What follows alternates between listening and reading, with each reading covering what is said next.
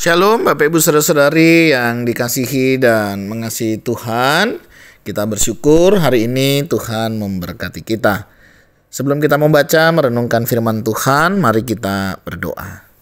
Tuhan, terima kasih, kami bersyukur hari ini Engkau berkati kami. Kami ada sebagaimana kami ada, semua karena berkat dan kemurahan-Mu. Berkati untuk kebenaran firman yang akan kami baca, kami dengar, bila kami mengerti apa yang menjadi kehendak-Mu di dalam hidup kami. Kami berdoa di dalam nama Tuhan Yesus Kristus. Haleluya. Amin. Ayat bacaan kita hari ini terambil dari Galatia pasal yang ke-6, ayatnya yang pertama. Saudara-saudara, kalaupun seorang kedapatan melakukan suatu pelanggaran, maka kamu yang rohani harus memimpin orang itu ke jalan yang benar dalam roh lemah lembut, sambil menjaga dirimu sendiri, supaya kamu juga jangan kena pencobaan. Amin. Demikian firman Tuhan, mari kita merenungkannya. Bapak Ibu Saudara yang dikasihi dan mengasihi Tuhan, di zaman yang serba terbuka dan cepat seperti sekarang ini, tantangan hidup kita semakin kompleks. Dunia digital dan media sosial memengaruhi hampir setiap aspek kehidupan kita, termasuk cara kita berinteraksi dengan orang lain. Salah satu dampak besar dari kemajuan teknologi adalah munculnya beragam kesalahan dan dosa yang bisa dengan mudah terpublikasi secara viral. Ketika seseorang yang kita kenal jatuh dalam dosa, kita tidak hanya harus menghadapi kesalahan itu secara pribadi, tetapi juga dalam konteks yang semakin terekspos di ruang publik. Bagaimana kita bisa menghadapi mereka dengan kasih dan kelembutan di tengah tantangan ini. Yang pertama kita boleh melihat di dalam Galatia pasal yang ke-6 ayat yang pertama, yaitu dengan menanggapi dengan roh yang lemah lembut. Dikatakan, saudaraku, jika seseorang kedapatan melakukan suatu pelanggaran, kamu yang rohani harus memulihkan orang itu dalam roh lemah lembut. Di tengah era viral dan media sosial yang sering kali menjadi tempat orang saling menghakimi, kita dipanggil untuk merespons dengan kelembutan, bukan dengan kemarahan atau penghakiman. Dunia digital memberi ruang bagi kita untuk mengakses kehidupan orang lain dengan sangat cepat. Tetapi kita harus ingat bahwa penilaian Tuhan jauh lebih bijaksana daripada penilaian manusia. Ketika seseorang jatuh di dalam dosa, terlebih lagi jika hal itu terekspos ke publik, kita perlu menunjukkan kasih dan kelembutan dalam pendekatan kita. Pemulihan terjadi ketika kita memberi ruang bagi orang itu untuk bertobat dan berubah, bukan dengan memperburuk keadaan mereka. Hal lain yang bisa kita pelajari yaitu menghindari jebakan penghakiman di media sosial. Saat seseorang jatuh di dalam dosa, terlebih jika kesalahan mereka viral di media sosial, godaan untuk ikut menghakimi atau memperburuk keadaan sangat besar.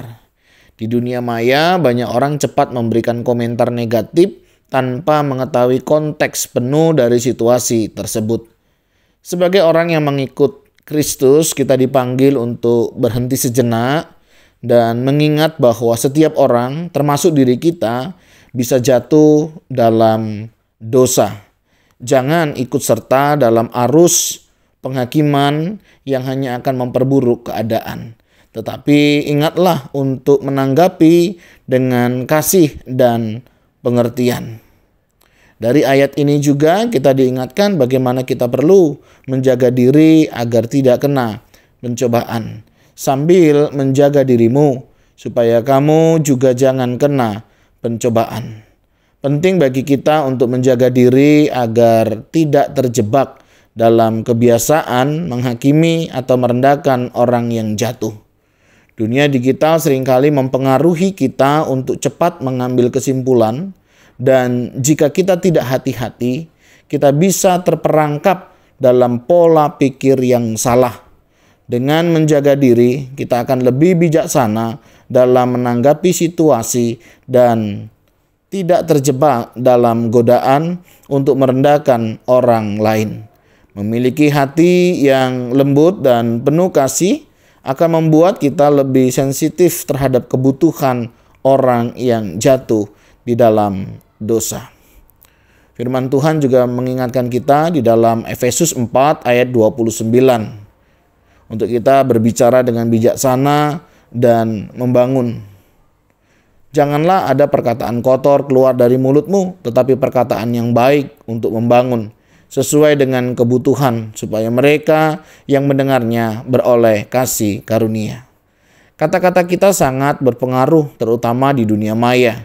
Sebelum memberikan komentar atau menanggapi situasi seseorang yang jatuh di dalam dosa, kita perlu memastikan bahwa kata-kata kita membangun, bukan justru merusak.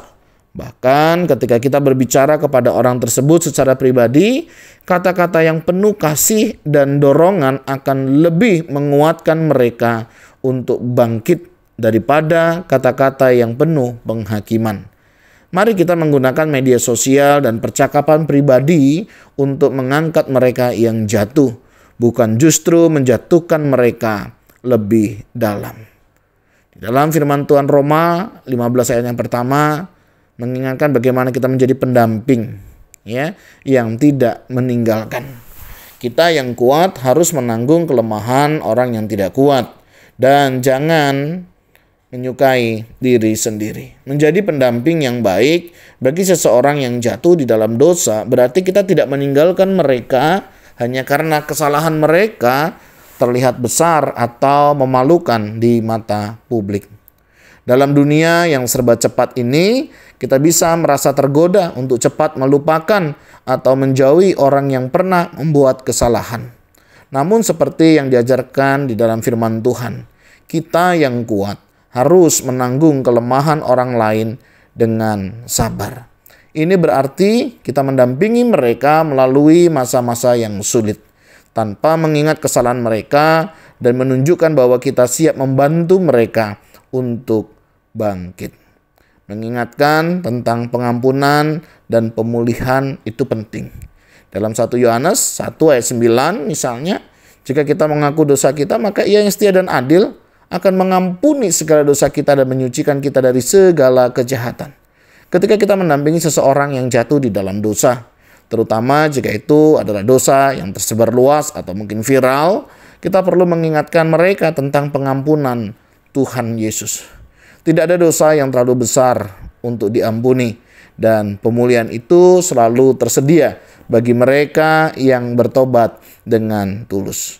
Ini adalah pesan yang mesti kita bawa, baik secara langsung kepada orang tersebut maupun di dalam doa kita bagi mereka.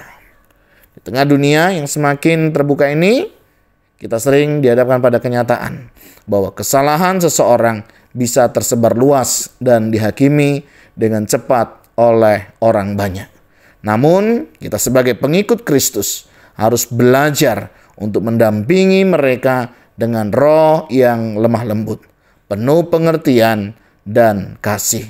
Tidak ada dosa yang lebih besar daripada kasih Tuhan yang mampu menyelamatkan dan memulihkan setiap orang yang datang kepadanya. Mari kita berdoa. Tuhan Yesus, kami bersyukur karena Engkau tidak pernah meninggalkan kami, meskipun kami sering kali jatuh di dalam dosa. Ajar kami untuk melihat orang lain dengan kasih, bukan dengan penghakiman, terutama di tengah tantangan dunia digital yang semakin terbuka. Berikan kami hikmat dan kelembutan hati untuk mendampingi mereka yang jatuh dalam dosa dengan sabar dan penuh kasih, serta mengingatkan mereka akan pengampunan dan pemulihan yang datang daripadamu. Ampuni juga kami, yang kami juga tidak luput dari salah dan dosa kami. Kami serahkan semua ini dalam nama-Mu, Tuhan Yesus Kristus, Tuhan yang mengampuni dosa-dosa kami. Kami berdoa. Amin. Bapak Ibu Saudara, demikianlah renungan kita hari ini. Kiranya kita senantiasa ingat Kalau orang lain salah, yang pasti kita tidak lebih baik dari mereka. Kiranya setiap kita senantiasa diingatkan dan senantiasa hidup dalam kasih dan anugerah dari Tuhan. Tuhan Yesus memberkati kita sekalian. Shalom.